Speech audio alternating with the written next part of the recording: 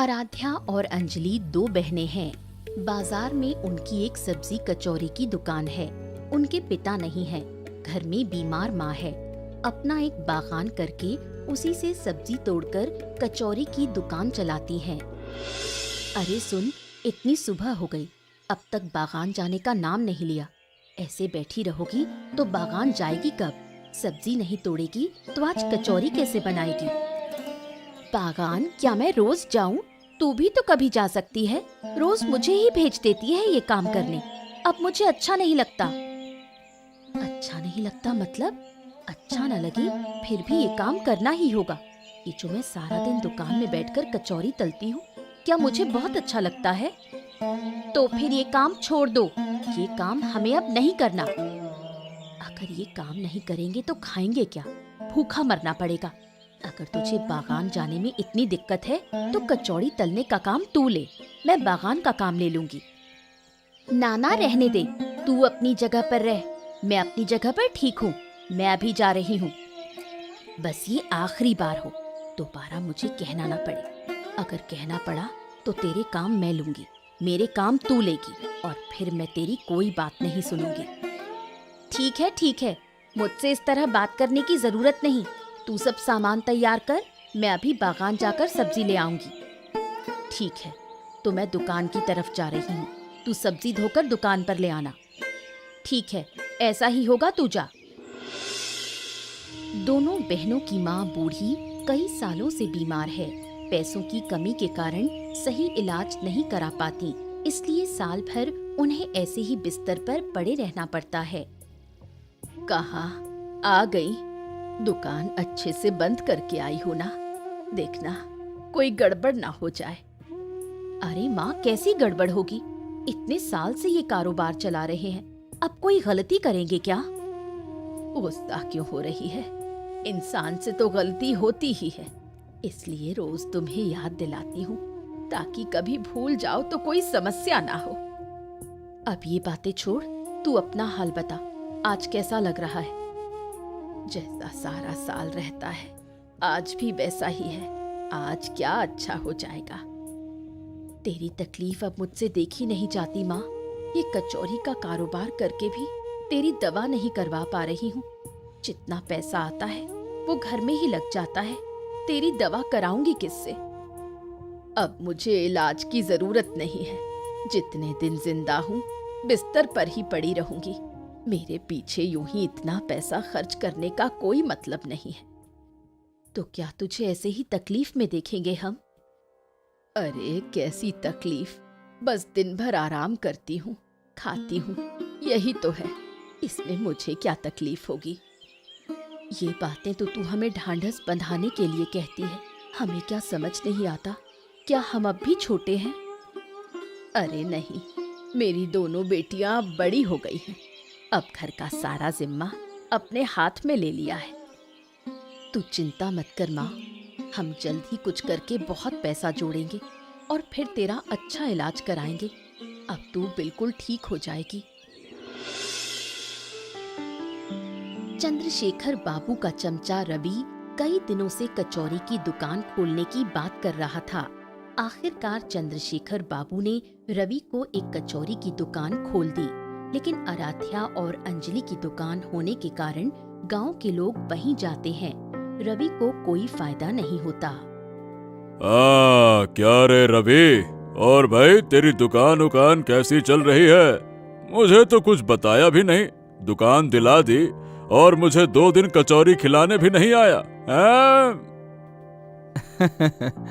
अरे पूछिए मत बाबू, बस मन ठीक नहीं है। मन ठीक ना हो तो किसी से लगाव भी नहीं होता। अरे अब ये क्या बात हुई, मन ठीक नहीं है? अरे भाई दुकान मिली है, दुकान चलाओ। अचानक से क्या हो गया? आपने दुकान तो दिला दी, लेकिन उधर आराध्या और अंजलि की दुकान के कारण मेरा कोई फायदा नहीं हो रहा। ये तो आपने सोचा ही नहीं। मैं तो बिना वजह दुकान खोलकर बैठ गया हूँ, ऐसा लगता है। कोई नहीं आता, क्या करूं दुकान का? ये बात तूने सही कही। मैं तो उनकी दुकान का सोच भी नहीं पाया। अरे क्या ये बता, गांव के सब लोग वही जाते हैं क्या? तेरे यहाँ कोई नहीं आता? वही तो बाबू, मेरी दुकान पर एक भी ग्राहक नहीं आता, एक पैसा भी मुनाफा नहीं हो रहा। सब उनकी गलती है। ऐसी दुकान खोल के बैठी है कि कोई धंधा ही नहीं कर पाए। अब कुछ कीजिए, वरना मैं दुकान बंद करके ऐसा लगता है कि मैं अरे बस बस बस बस, रुक रुक, इतना गुस्सा काहे हो रहा है? मैं हूं ना, मैं कुछ ना कुछ इंतजाम करता हूं। तो अब क्या करेंगे? सुना है उनका अपना एक बागान है। अगर वो बागान ही ना रहे तो उनकी दुकान कैसे चलेगी? हैं? हाँ, ये आपने सही कहा। आपकी ये बात मेरे काम की है। अब मैं बिल्कुल देरी नहीं करूंगा। हाँ, तो चल, कल रात ही हम दोनों मिलकर उनका सर्वनाश कर देंगे। अरे मत पूछ, कल तू थोड़ी देर से दुकान आई थी, इसलिए तू वो मजेदार नज़ारा नहीं देख पाई। क्या हुआ था बताना दीदी। वो रवि जो हमेशा हमारी दुकान से जलता है, सोचता है कि हमारी दुकान बंद हो जाए, लेकिन उसकी ये उम्मीद धरी की धरी रह जाती है। गांव के सब लोग हमारे पास ही आते हैं। ये तो मैं पहले से ही देख रही हूँ। तू मानेगी नहीं, रवि का चेहरा बिल्कुल देखने लायक होता है, जैसे बिल्ली का मुंह उतर जाए। बिल्ली? अरे चूहे जैसा मुंह हो जाता है, एकदम चूहा मुखी लगता है। चूहा मुखी? ये नाम तो अच्छा है। अब से हम रवि को चूहा मुखी ही कहेंगे। धीरे बोल, कोई सुन ना ले। अच्छा होगा रवि को पता ना चले, वरना मोड़ल के पास जाकर हमारी शिकायत कर देगा। अरे नहीं, किसी से नहीं कहूंगी, बस हम आपस में ही बात करेंगे चूहा मुखी कहकर। तू भी ना अभी तक बड़ी नहीं हुई। मैं बड़ी होना चाहती भी नहीं दीदी। बड़ी होने पर जिंदगी के सारे रंग मिट जाते हैं, हंसी चली जाती है। लेकिन उम्र तो हो रही है, अब तो शादी करनी ही होगी। तू मेरी बात कर रही है? पहले अपनी सोच। तू भी तो मुझसे बड़ी है, अब तक शादी नहीं की। मेरा इरादा पहले तेरी शादी कराने का है, फिर माँ की देखभाल, फिर अगर समय मिला तब मैं शादी करूंगी। अब मैं ये बात नहीं सुनने वाली। पहले माँ का इलाज कराएंगे, फिर तेरी शादी होगी, देख लेना।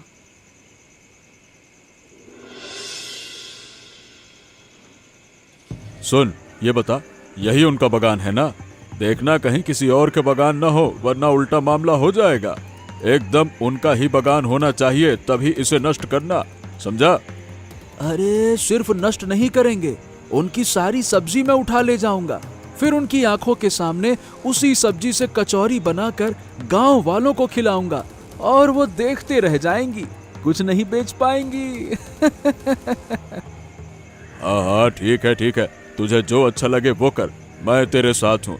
अगर कोई मामला उठा भी तो मैं तेरे पक्ष में रहूंगा, बस किसी को कुछ पता नहीं चलेगा। हाँ, आप चिंता मत कीजिए बाबू, यहाँ आने का किसी को पता नहीं चलेगा। हम चुपके से सब्जी ले जाएंगे और बागान नष्ट कर देंगे।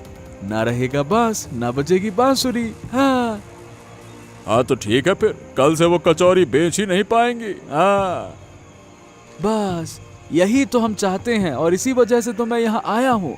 फिर गांव वाले मेरी ही दुकान पर आएंगे, और जितना घाटा हुआ है सब ब्याज समेत निकाल लूंगा। हाँ। अरे हाँ हाँ मत कर, चल जल्दी से कर, देर ना हो जाए।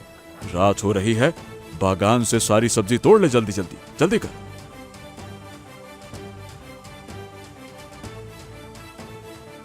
बाबू, हो सब्जी तोड़ना खत्म हो गया, एक भी सब्जी नहीं बची है। अब बाकी पौधों को नष्ट कर देते हैं, ताकि आगे वो यहाँ से कुछ ना ले पाए। हाँ हाँ, जो करना है जल्दी कर, बातें मत कर, जल्दी कर। सुबह सुबह सब्जियों के लिए बगीचे में गई दोनों बहनों ने बगीचे की बदहाल हालत देखकर रोना शुरू कर दिया। वो समझ ही नहीं पा रही थी कि आगे क्या करे और किसने उनका इतना बड़ा नुकसान किया। ये क्या दीदी, ये हमारे बगीचे की ये क्या हालत हो गई? लगता है जैसे बगीचे पर तूफान आ गया हो। हाँ, मैं भी यही देख रही हूँ। पूरा गांव ठीक है, सिर्फ हमारा बगीचा ही बर्बाद हुआ है। बाकी बगीचे तो बिल्कुल सही सलामत है। हमारा बगीचा किसने बर्बाद किया? जरूर किसी ने दुश्मनी निकालते हुए ये सब किया है।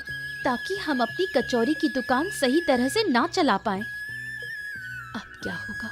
सारी सब्जियां उखाड़ ले गए, साथ ही सारे पौधे भी तोड़ मरोड़ दिए। अगर ये बगीचा नहीं रहा तो हम कचौरी की दुकान कैसे चलाएंगे और माँ का इलाज कैसे करवाएंगे? तू माँ के इलाज के लिए सोच रही है, इधर घर का खर्चा कैसे चलेगा वही समझ में नहीं आ रहा। अब तो तंगी में दिन गुजरेंगे।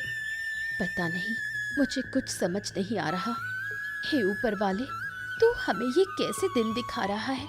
हमने तो कभी किसी का बुरा नहीं किया, फिर हमारे साथ ऐसा क्यों हुआ? मत रो दीदी, अब रोने से कुछ ठीक नहीं होगा। हमें नए सिरे से जीना होगा, कोई नया रास्ता ढूंढना होगा। लेकिन कैसे नए सिरे से जिएंगे? रोज सब्जी कचौरी बेचकर ही तो हमारा घर चलता था। अगर वो भी नहीं कर पाए तो हमारा गुजारा कैसे होगा? चलो पहले घर चलते हैं, फिर माँ से बात करके देखते हैं कि वो कोई उपाय बता सकती है या नहीं।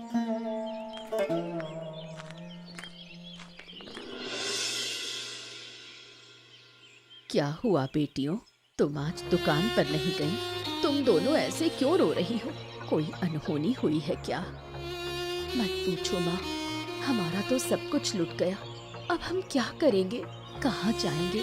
कुछ समझ में नहीं आ रहा। तुम ही कोई रास्ता बताओ माँ। अरे पहले बताओ तो सही, हुआ क्या है, तभी तो मैं कुछ समझ पाऊँ और उपाय बता पाऊँ। माँ, हमारा सब्जी का बगीचा बर्बाद हो गया। कल रात कोई आया और सारी सब्जियाँ उखाड़ ले गया, साथ ही पूरे बगीचे को तहस नहस कर गया। क्या कह रही है? ये किसने किया? ऊपर वाले, ये हमारे साथ क्या हो गया? बगीचे में कुछ भी नहीं बचा। नहीं माँ, कुछ भी नहीं बचा। हर एक पौधा टूटा पड़ा है। अब हम क्या करेंगे? हमारी सब्जी कचौरी की दुकान तो अब शायद कभी नहीं चलेगी। रहने दे बेटा, मत रो, मैं हूँ ना। हम सब मिलकर कोई दूसरा काम करेंगे और घर चलाएंगे। हमारा तो सपना था कि इस दुकान से पैसे जमा करके तुम्हारा इलाज करवाएंगे, पर एक भी सपना पूरा ना हो सका माँ। अब तुम्हारा इलाज कैसे करवाएंगे? मेरे इलाज की चिंता मत कर, मैं अभी ठीक हूँ। तुम दोनों कुछ और करने की कोशिश करो। अगर मैं कर पाती तो खुद करती, पर घर तो चलाना ही है। हाँ, अब हमें कुछ और सोचना होगा। तुम चिंता मत करो, वरना तुम्हारी तबीयत और बिगड़ जाएगी। हम खुद ही कोई काम ढूंढेंगे और फिर से बगीचा बनाकर कचौरी की दुकान खोलेंगे। दोनों बहनों का नुकसान करके चंद्रशेखर बाबू और रवि बहुत खुश थे, लेकिन सच कभी छुपता नहीं। एक दिन सामने आ ही जाता है और वो दिन आने में ज्यादा देर नहीं लगी। क्या रे रवि, जाकर देखा कि नहीं? मतलब वो दोनों बहनें अपनी कचौरी की दुकान खोल पाई या नहीं? अरे नहीं बाबू, वो तो रोज मुझसे पहले दुकान खोलती है, फिर मैं अपनी खोलता हूँ। आज तो मेरे दुकान खोलने का समय हो गया, फिर भी उनकी दुकान नहीं खुली।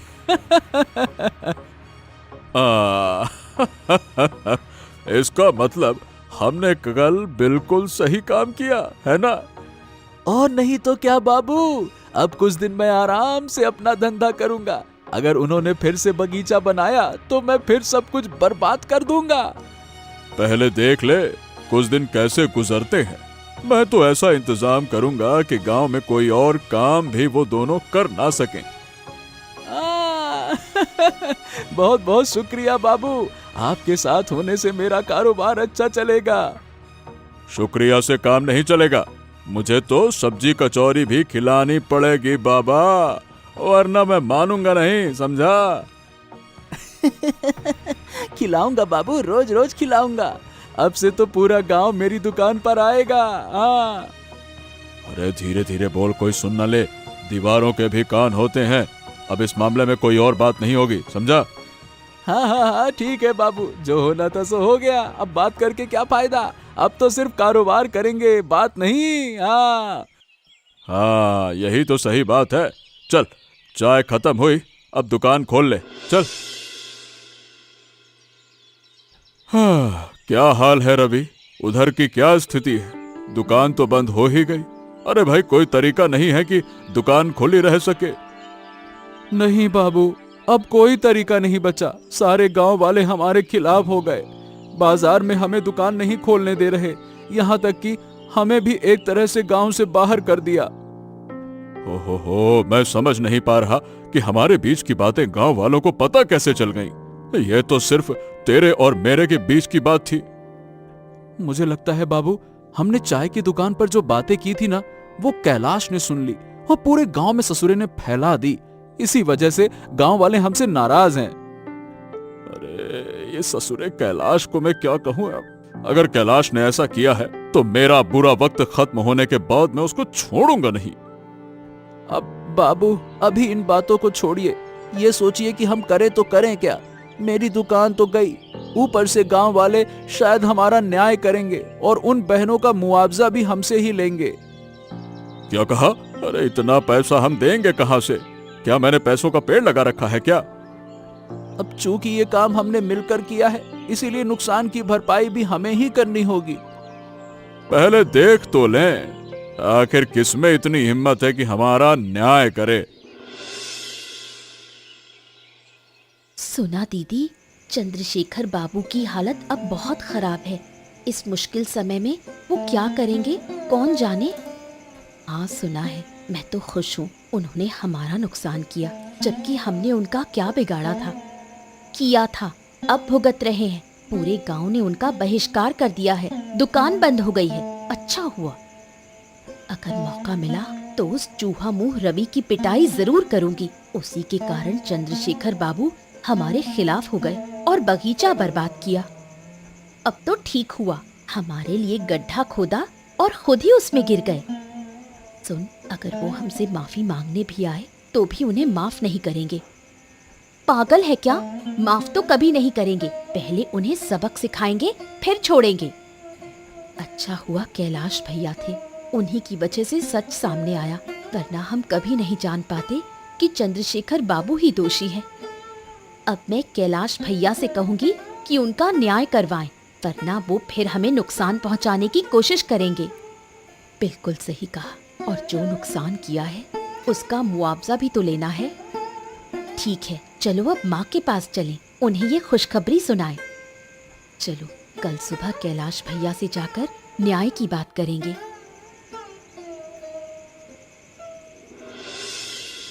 इधर खाने और इलाज की कमी से बूढ़ी दिन ब दिन बीमार होती जा रही थी।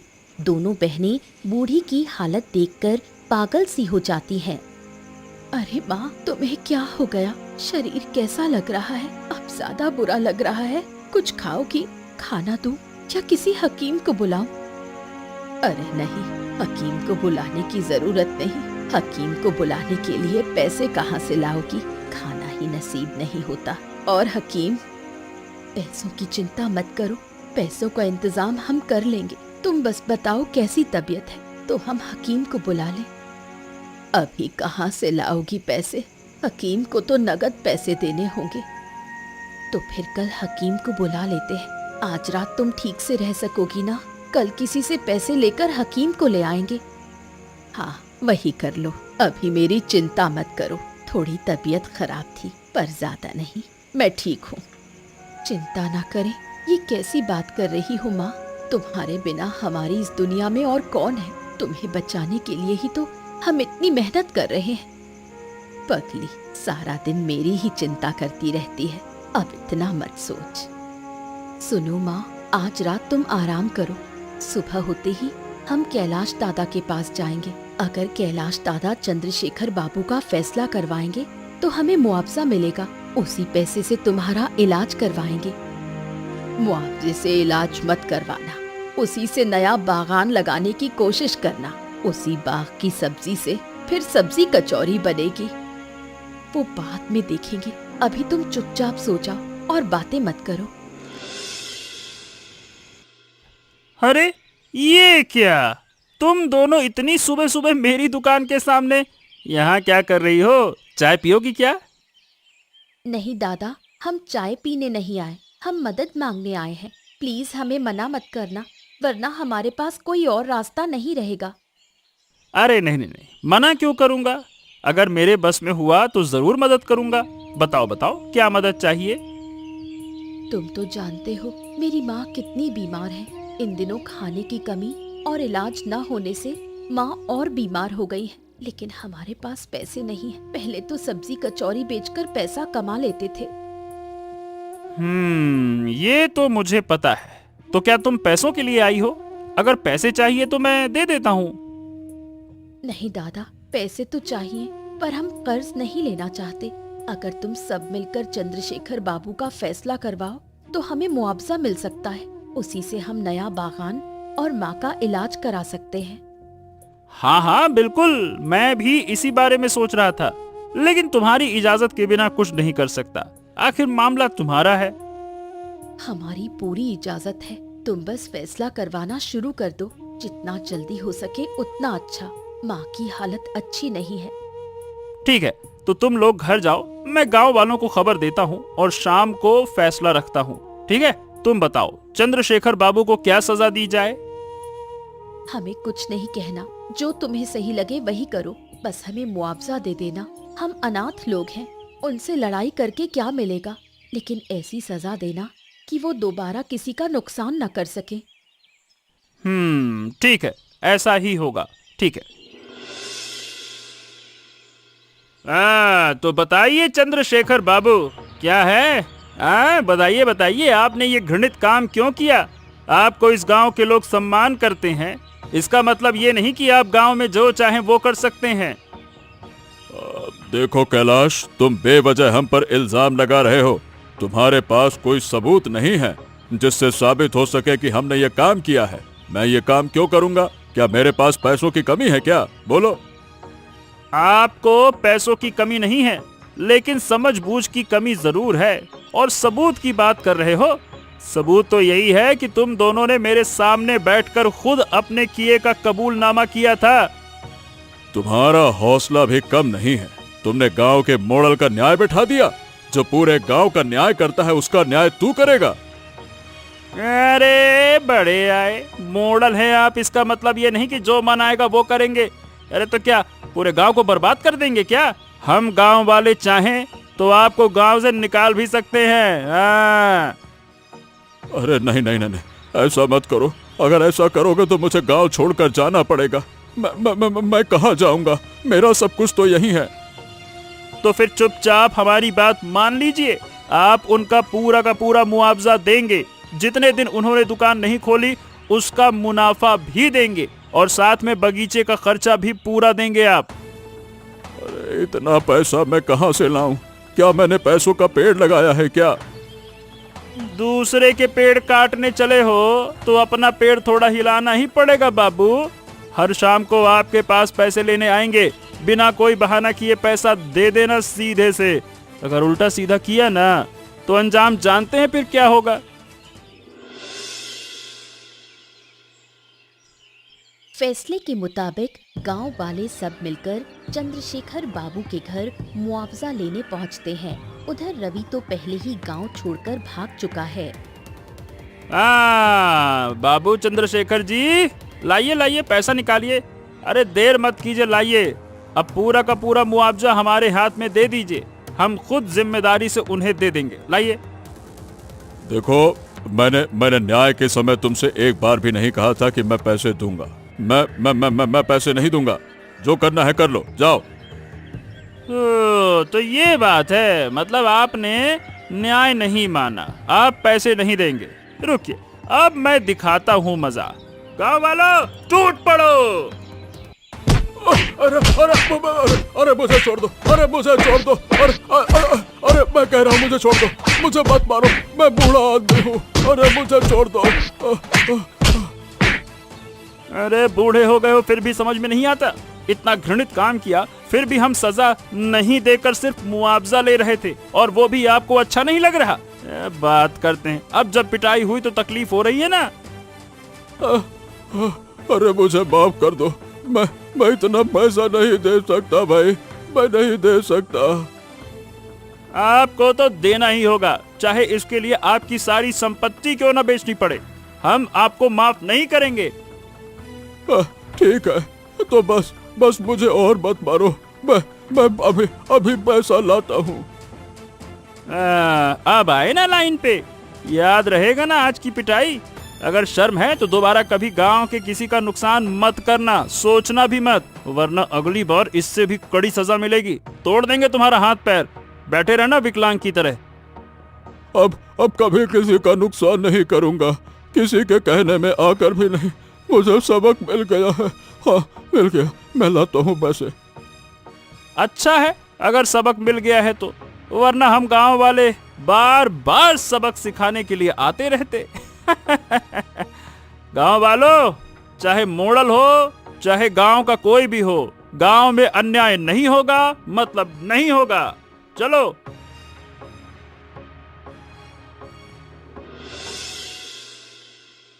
चंद्रशेखर बाबू का दिया मुआवजा दोनों बहनों को दे देते हैं। उसी पैसे से वो फिर से नया सब्जी का बगीचा लगाती हैं और अपनी माँ का इलाज कराती हैं। अच्छा हुआ, अगर ये घटना नहीं होती तो हमें एक साथ इतना पैसा कभी नहीं मिलता और हम माँ का इलाज भी नहीं करा पाते। सही कह रही हो, एक तरह से तो अच्छा ही हुआ, इन दिनों हमें काम भी नहीं करना पड़ा और उसी काम का पैसा हमें मुनाफे के साथ मिल गया। तुझे बस बहाने चाहिए काम से बचने के लिए। अब फिर से नया बगीचा लगाना पड़ेगा और वही मेहनत करनी पड़ेगी। क्या करें, हमारी जिंदगी ऐसे ही चल रही है और चलती रहेगी। अगर ऐसी जिंदगी पसंद नहीं है तो बता, तेरी शादी कर दूं? नहीं नहीं, बिल्कुल नहीं, मैं बहुत खुश हूँ। अगर शादी करनी है तो तू पहले कर, तू मुझसे बड़ी है, मैं माँ का ख्याल रख लूंगी। जो सुबह उठकर काम नहीं करती वो माँ का ख्याल रखेगी। छोड़, अब बातें बंद कर और काम में लग, बहुत देर हो रही है। अब हम सब्जी कचौरी की दुकान पर जाएं या बगीचे में? पहले बगीचे में जाएंगे, पहले उसे ठीक तरह से तैयार करेंगे, फिर उसी सब्जी से दुकान चलाएंगे। ठीक है तो चल, बगीचा तैयार करते हैं। इसके बाद दोनों बहनें मिलकर सुंदर बगीचा तैयार करती हैं। उसी बगीचे की सब्जियां लेकर वो अपनी सब्जी कचौरी की दुकान फिर से शुरू करती हैं। इसके बाद उनके घर में कभी तंगी नहीं आती। ऐसी मजेदार कहानियाँ देखने के लिए हमारे चैनल को सब्सक्राइब करना ना भूलें।